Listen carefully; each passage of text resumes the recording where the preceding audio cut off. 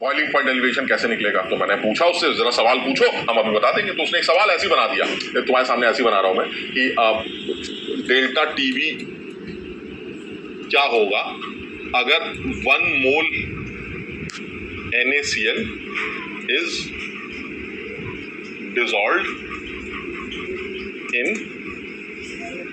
1 kg water. ऐसे ऐसे सिर्फ टाइम पास के लिए कर। वो कह रहा बताइए जरा हमारा बॉइलिंग पॉइंट एलिवेशन क्या है? तो मैंने कहा यार तुम अजीब बेवकूफ आदमी हो, ये तो बड़ा घटिया सवाल है भाई, ये तो बड़ा सीधा है। डेल्टा टीवी निकालना है तो इसकी वैल्यू होगी पानी का केबी ले आओ और मोलालिटी ले लो, यही हमें सिखाया गया है।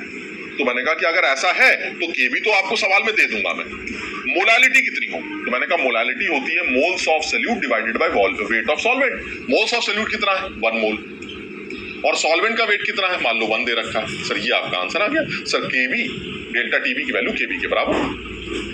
उसने कहा यार तुमने आंसर बताया लेकिन मैंने भी ऑब्जर्व किया है, मैंने भी देखा है अभी अब प्रैक्टिकल करके कि 1 मोल नमक को जब मैंने 1 किलो पानी में डाला तो बॉइलिंग पॉइंट की जो वैल्यू आ रही है वो 2 kb आ रही है। मैंने कहा ऐसे कैसे? तो केबी आनी चाहिए, चेंज कैसे हो रही है? वो शायद इसलिए क्योंकि जो वो ऑब्जर्व कर रहा है वो असलियत है, जो तुम कैलकुलेट कर रहे हो वो कॉपी पर थियोरेटिकल। तो मैंने कहा यार सर अब तक तो मैंने ऐसे ही किया था, अब आपने नया तरीका बताया। अब नया कोई तरीका नहीं। मैं तो अब भी वही बोलूंगा कि फॉर्मूला तो एक ही है। क्या है फॉर्मूला हमारा? फॉर्मूला है delta TV is equal to KB into molality. Formula तो मेरा अब भी वही है, बस फर्क इतना है कि अब मैं मोलालिटी तमीज से निकालूंगा। तमीज से कैसे? तुम्हारे हिसाब से मोलालिटी का मतलब है moles of solute divided by weight of solvent, यही होता। कौन से मोल्स ऑफ सोल्यूट? सर जो सोल्यूशन में सोल्यूट के मोल घुले हुए हैं वही तो।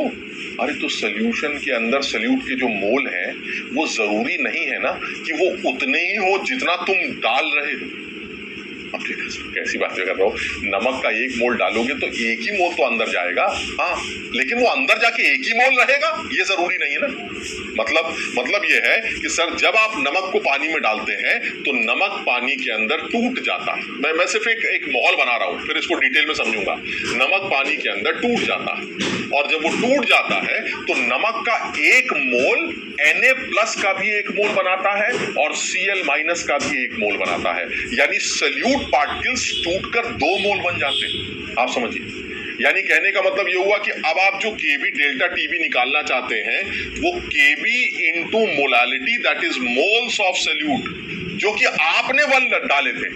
आपने आंसर अपने हिसाब से निकाला ये सोचकर कि कुछ हो ही नहीं रहा है, जबकि एक्चुअली जब आप अंदर गए तो पता ये चला कि अंदर जाने के बाद तो आंसर कुछ और ही आ रहा है। And that is my observation. ये तो थ्योरेटिकल है सर। ये जो आपने डेल्टा टीवी कैलकुलेट किया है ये थ्योरेटिकल है, इसमें तो आपने कुछ सोचा ही नहीं है। This is theoretical. लेकिन अगर आप यहाँ के डेल्टा टीवी की बात कर रहे हैं so this is observed value sir. ये जो आप ऑब्जर्व कर रहे हैं कि अंदर क्या हुआ, तो ये 2 मोल में ब्रेक कर गया। सॉल्वेंट का वेट तो सर आपने 1 kg ले ही रखा है। ये सर आपका आंसर है। And the answer is what sir? इस हिसाब से आंसर तो 2 kb आ रहा है। सर सही आंसर क्या लिखा जाएगा? केबी लिखा जाएगा या 2 kb लिखा जाएगा? मैंने कहा देखो ऐसा, चाहे दुनिया कितनी भी एडवांस क्यों ना हो गई हो, चाहे भले ही कॉपियों पे बहुत सारी चीजें क्यों ना कर दी जाती हो, लेकिन जो दिख रहा है वो तो सच माना ही जाएगा। और दिख ये रहा है कि जब 1 मोल नमक को 1 किलो पानी में डाला जाता है तो जो बॉइलिंग पॉइंट का एलिवेशन है वो 2 kb के बराबर आता है। This is observation. कॉपी पर भले वो केबी आ रहा हो, क्योंकि सर कॉपी क्या कहती? कॉपी कहती है moles of solute 1 mole, weight of solvent 1, तो आंसर विल बी केबी। लेकिन एक्चुअली घुलने घुलाने बाद अंदर क्या मचा पड़ा है, ऑब्जर्वेशन क्या है, प्रैक्टिकली क्या है, वो मुझे नहीं पता। और होता ये है कि कई बार कि सोल्यूट अंदर जाके टूट जाते हैं, और जब सोल्यूट अंदर जाके टूट जाते हैं या जुड़ जाते हैं, ऐसा भी हो सकता है कि आपने नमक का 1 मोल डाला और नमक के 2 लोग आपस में जुड़ने लगे, टाइमर बनने लगे। नमक के साथ ऐसा नहीं होता, बट मैं ऐसे एग्जाम्पल ले रहा हूं कि सोल्यूट के 2 पार्टिकल आपस में जुड़ने लगे। अब आपने डाले 10 मोल, अंदर जाके वो 2 लोग जुड़ गए तो बने 5 मोल। 10 में से 2 जुड़ेंगे तो 5 मोल बनेंगे। आपका आंसर 10 से आ रहा है जबकि ऑब्जर्वेशन 5 से हो रही है। सही कौन सा है? अरे सर 5 से, जो दिख रहा है वही सही होगा ना। सो दैट मीन्स मैं ये बताना चाह रहा हूं कि अब तक मैंने जो किया वो ये किया कि सोल्यूट को जिस सॉल्वेंट में डाला गया वो जितना डाला गया वो उतना ही रहा। ऐसा मेरा अजम्पशन रहा कि वो अंदर जाने के बाद उसके साथ कोई बदतमीजी नहीं हुई। और मैंने सोल्यूट भी ऐसे ही लिया अब तक कि उनके साथ कोई बदतमीजी होती भी नहीं। लेकिन ऐसा हमेशा नहीं होता सर। आयनिक सल्यूट्स ऐसे हैं जो वाटर में जाने के बाद या किसी भी पोलर सॉल्वेंट में जाने के बाद डिसोसिएट कर सकते हैं, और अगर वो डिसोसिएट करते हैं तो जितने मोल सल्यूट के उन लिए गए हैं ऊपर, पानी में जाने के बाद या सॉल्वेंट में जाने के बाद उतने नहीं रहते। तो मोलालिटी जो मैं सोच रहा था थियोरेटिकली उतनी निकल के नहीं आती, मोलालिटी बदल जाती, और जब मोलालिटी बदल जाती है तो मेरी कॉलिगेटिव प्रॉपर्टीज भी बदल जाती है। यानी एक चीज तो क्लियर है, फॉर इलेक्ट्रोलाइट्स, यानी अगर मैं फॉर दोज सल्यूट्स की बात करूं, फॉर दोज सल्यूट्स विच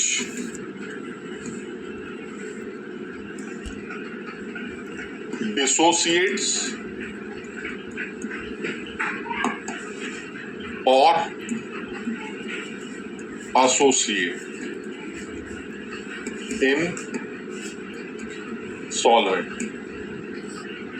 ऐसे सल्यूट्स जो डिसोसिएट करते हैं या फिर कभी कभी एसोसिएट करते हैं सॉल्वेंट के अंदर, उन लोगों के लिए हमें the theoretical and observed colligative properties are not same। समझिएगा, यानी ऐसे सल्यूट जो वाटर या सॉल्वेंट के अंदर एसोसिएशन या डिसोसिएशन शो करते हैं, उनके लिए ऑब्जर्व्ड और थ्योरेटिकल कॉलिगेटिव प्रॉपर्टीज सेम नहीं होती। और अगर उनकी ऑब्जर्व्ड और colligative theoretical colligative property same नहीं है तो ऐसे में सर मुझे जो आंसर निकालना है वो तो सही होना चाहिए सर। मतलब ये क्या मतलब होता है कि भाई हमें तो नहीं पता चला तो हमने आंसर ऐसे निकाल दिया, कोई बात नहीं। आपको नहीं पता चला कोई बात नहीं, आपको नंबर नहीं मिलेगा, आपको सही आंसर चाहिए, एंड द सही answer is always observed answer. यानी अब तक जो तुम कर रहे थे, अब तक क्या कर रहे थे सर? अब तक मैं ये सोचता ही नहीं था कि सल्यूट के 5 मोल है तो अंदर जाके क्या होगा। अब मुझे ये समझना पड़ेगा या सोचना पड़ेगा सवाल की लैंग्वेज को देखकर कि पानी में जाने के बाद या सॉल्वेंट में जाने के बाद ये सल्यूट जो है गड़बड़ कर रहा है, वो कह रहा है कि ये ट्राइमर बना रहा है, वो कह रहा है कि टाइमर बना रहा है, वो कह रहा है कि डिसोसिएट कर रहा है। यानी अब मुझे ये सारी चीजें कंसीडर करनी चाहिए, और वो लॉजिकल है, क्योंकि अगर वो डिसोसिएट कर रहा है तो सल्यूट के मोल्स को यूज करके ही तो मोलालिटी निकालोगे।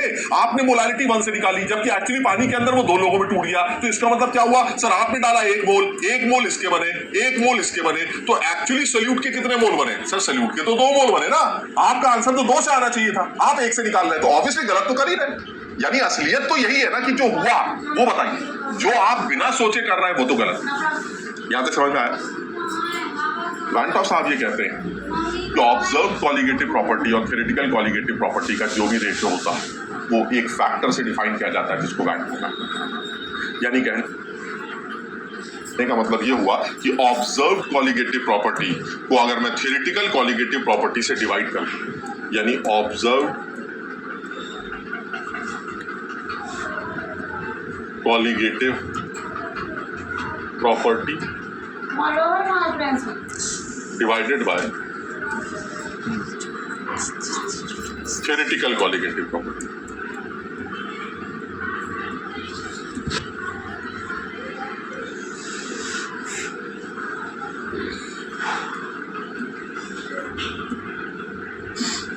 This is a factor which is known as Van 't Hoff factor. इसे Van 't Hoff factor के नाम से जाना जाता है। क्लियर है? और सही आंसर हमेशा ऊपर वाला ही होता है। ये तो थियरी है, आपने कॉपी पे, अब आपको क्या पता कि नमक टूटा नहीं टूटा, वो तो कॉपी पे कर रहे हो, तो आप कॉपी पे तो यही देखेंगे ना, अच्छा नमक 1 मोल है, अच्छा पानी के 2 मोल है, तो समझ रहे? आपको जो दिख रहा है वही यूज करेंगे, जबकि एक्चुअली ऑब्जर्वेशन ये कहती है कि जो प्रैक्टिकली हो रहा है। तो इसका मतलब ये हुआ कि जब भी कभी मुझे कॉलिगेटिव प्रॉपर्टी का आंसर निकालना होगा, मुझे ऑब्जर्व्ड कॉलिगेटिव प्रॉपर्टी निकालनी होगी। तो इसका मतलब ये हुआ ऑब्जर्व्ड कॉलिगेटिव प्रॉपर्टी हमेशा वैन टॉप फैक्टर को थ्योरेटिकल कॉलिगेटिव प्रॉपर्टी से मल्टीप्लाई करके निकालनी होती है। तो इसका मतलब ये हुआ मुझे जब भी कभी आंसर निकालना होगा, मुझे अपने सारे थ्योरेटिकल वैल्यूज के आगे आई लगाना होगा। और थ्योरेटिकल कॉलिगेटिव प्रॉपर्टीज तुमने याद कर रखी। जैसे अगर कोई पूछे what is delta TB, the theoretical value is KB into M. What is osmotic pressure, the theoretical value is CRT. What is depression in freezing point, the theoretical value is KF into M. मेरी बात समझ रहे हैं? वो theoretical values तो मुझे सब पता है सर, लेकिन एक्चुअल वैल्यू के लिए मुझे वैंट ऑफ फैक्टर से मल्टीप्लाई करना चाहिए। उस सल्यूट का वैंट ऑफ फैक्टर निकालकर अगर मैं थ्योरेटिकल कॉलिगेटिव प्रॉपर्टी से मल्टीप्लाई कर दूं तो मुझे एक्चुअल आंसर पता चल जाएगा। तो यानी मुझे अब इस बात का ध्यान देना है कि मेरे अब सारे आंसर्स में अब ये एक टर्म आने वाला है, बस समझ लीजिए मेरे सारे आंसर में एक टर्म आने वाला है, that is I.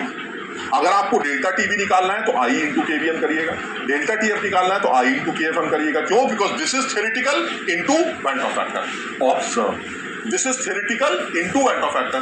Observe, this is theoretical into van't of factor. Observe, relative lowering of vapour pressure is solute के मोल्स आप लेते थे 5 मोल, जबकि अंदर जाके वो हो गया 12, तो आपको वैंट ऑफ फैक्टर से मल्टीप्लाई करना पड़ेगा। मैं निकालना सिखाऊंगा कि सल्यूट का वैंट ऑफ फैक्टर कैसे निकलता। तो अगर आपने सल्यूट के वैंट ऑफ फैक्टर से मल्टीप्लाई कर दिया तो आपको ये वैल्यू है। अगर आप बेईमानी कर रहे हैं तो ये आंसर आ गया। तब जब सल्यूट के मोल सॉल्वेंट के रेस्पेक्ट में काफी कम, तो आप इसको रिलेटिव लोअरिंग कैसे लिख सकते हैं। और पांचवा जो इंपॉर्टेंट है, बच्चों को नहीं पता है, वो है मोलर मास। जो कैलकुलेटेड मोलर मास होता है सल्यूट का और जो ऑब्जर्व मोलर मास है, उसमें भी आई का फैक्टर आता है, उसमें भी एक आई का, और वो लॉजिकल भी है। ये ध्यान रखना इस बार, ये कैलकुलेटेड वैल्यूज यानी थ्योरेटिकल, और ये ऑब्जर्व यानी theoretical molar mass is observe into I. उल्टा है ये, क्योंकि ये मोलर मास है ना, मेरी बात समझ रहे हैं ना, मोल्स बढ़ेंगे तो मोलर मास का उल्टा, मोल्स सभी बढ़ेंगे ना जब मॉलिक्यूलर वेट घटेगा। तो मेरी कहने का मतलब ये हुआ कि मोलर मास और ऑब्जर्व मोलर मास और थ्योरेटिकल मोलर मास में उल्टा रिलेशन है। तो जो थ्योरेटिकल मोलर मास होगा सल्यूट का, वो ऑब्जर्व मोलर मास से आई से मल्टीप्लाई करके कैलकुलेट किया जाएगा। ये 5 रिलेशंस होंगे जो आपको ध्यान रखने पड़ेंगे। अब आप जब भी कभी कोई भी सवाल करेंगे, आप इस बात का हमेशा ध्यान रखेंगे। बस सर इतना और बता दीजिए कि ये जो वैंट ऑफ फैक्टर है, ये सल्यूट्स का निकाला कैसे जाता है। बस अगर ये और पता चल जाए तो मेरा काम चल जाएगा। मुझे करना है कि आई तो लगाना है, आई लगाता रहता, मुझे मेरे लिए कुछ नई बात नहीं। तो अगर किसी तरह से ये पता चल जाए कि वैंट ऑफ फैक्टर सल्यूट्स का कैसे निकलता, तो देखो 2 तरह के सल्यूट्स हैं। एक सल्यूट है हमारा ऐसा जो डिसोसिएट कर सकता है सॉल्वेंट के अंदर, और एक सल्यूट ऐसा हो सकता है जो एसोसिएट कर सकता है। तो या तो डिसोसिएट करेगा या एसोसिएट करेगा।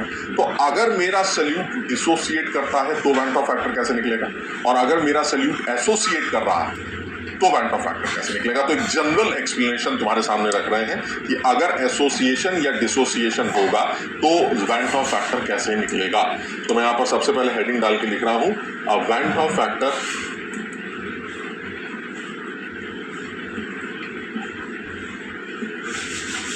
कैलकुलेशन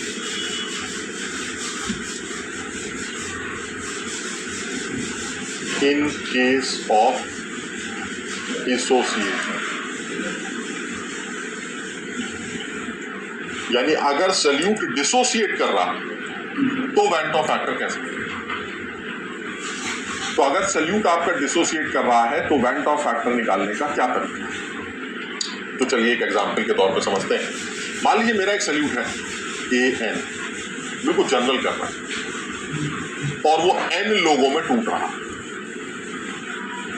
मेरा एक सल्यूट है और वो डिसोसिएट करके N लोगों में बट गया। पानी में डाला, पानी, बार बार पानी बोल देता हूं मैं, सॉल्वेंट में डाला, और सॉल्वेंट डालती वो डिसोसिएट कर गया।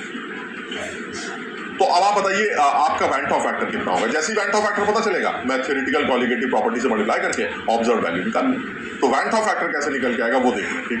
तो जरा समझना इस बात को कि अगर सल्यूट AN है और वो सॉल्वेंट में जाने के बाद N लोगों में टूट रहा है, मान लेते हैं कि इस सल्यूट के आपने C मोल्स डाले, सल्यूट के आपने C मोल डाले।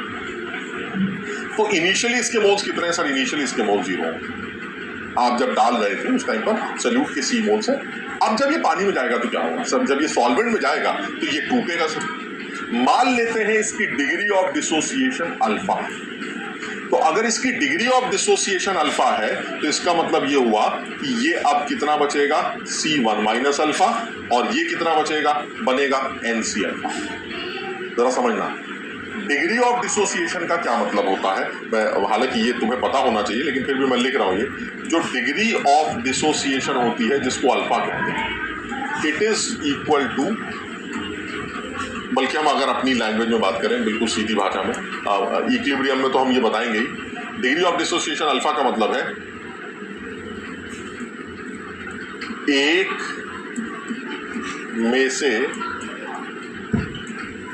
कितना टूटा, यह है डिग्री ऑफ डिसोसिएशन। यानी वो सल्यूट अगर 1 होता तो 1 में से कितना टूटेगा, उसे डिग्री ऑफ डिसोसिएशन।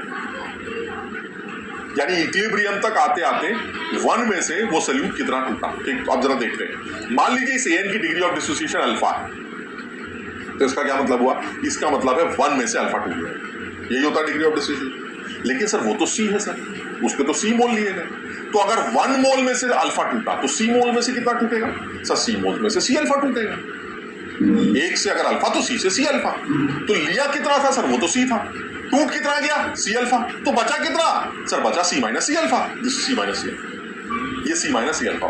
यानी सी था, सी अल्फा टूट गया तो बचा कितना सी माइनस सी अल्फा। ये देख रहे हो ना, C minus C alpha, this is C minus C alpha. ठीक, अच्छा इधर आते, जब ये 1 टूटता है तो n बनते हैं, जब ये 1 टूटेगा तो n बनेंगे। इक्वेशन देख रहा हूं, वही बैलेंस इक्वेशन, 1 के टूटने से n बनते हैं। यहां कितना टूट रहा है सर, यहां तो सी अल्फा टूट रहा है, सी में से सी अल्फा टूट रहा है ना, तो वो कितना बनेंगे सर, 1 के टूटने से n बनता है तो सी अल्फा के टूटने से n सी अल्फा बनेगा। यानी a के जो मोल्स होंगे n सी अल्फा होंगे, और जो सल्यूट an है उसके कितने मोल बचे होंगे, C1 माइनस अल्फा। यानी जब आप इस सिस्टम को सॉल्वेंट के अंदर डालेंगे तो जो सिचुएशन होगी वो एक्चुअल सिचुएशन ये है, this is your actual situation, समझिएगा। यानी जब आप इसको सॉल्वेंट में डालेंगे तो सल्यूट के जो मोल्स होंगे वो ये होंगे, समझिए। आपके हिसाब से सल्यूट के मोल्स कितने होने चाहिए, तो मेरे हिसाब से सल्यूट के मोल्स सी होने चाहिए। मेरा जो भी आंसर आएगा वो सी से निकल के आएगा, जबकि एक्चुअल आंसर सी से निकल के नहीं आएगा, एक्चुअल आंसर यहां से निकल के आएगा। अब जरा देखते हैं moles of solute at equilibrium, moles of solute after dissociation कितने होंगे जरा बताइए सर। डिसोसिएशन के बाद जो सल्यूट के मोल्स होंगे वो कितने होने चाहिए सर, डिसोसिएशन के बाद सल्यूट के मोल्स होंगे, एक तो an के बच गए C1 माइनस अल्फा और एक a के बन गए NC अल्फा, ये कितने हो गए C1 plus n minus 1 into alpha. ये है डिसोसिएशन के बाद के मोल, समझिए। आप ये सोच रहे थे सी से आंसर आएगा, अरे सी से क्यों आएगा, पानी में जाने के बाद वो इस तरह से टूट गया, टूटने के बाद सल्यूट कितना है सर, टूटने के बाद एक तो बचा हुआ है और एक बना हुआ है, कितना है टोटल मिला के कितना सर, ये है वो सल्यूट के मोल्स जो आपके आंसर को करेक्ट मिलेगा, समझिए। तो मैंने कहा ठीक है, ये सल्यूट के मोल्स हो गए, ये आपके एक्चुअल मोल्स, ठीक। पानी में जाने के बाद या सॉल्वेंट में जाने के बाद उनका हालात ये,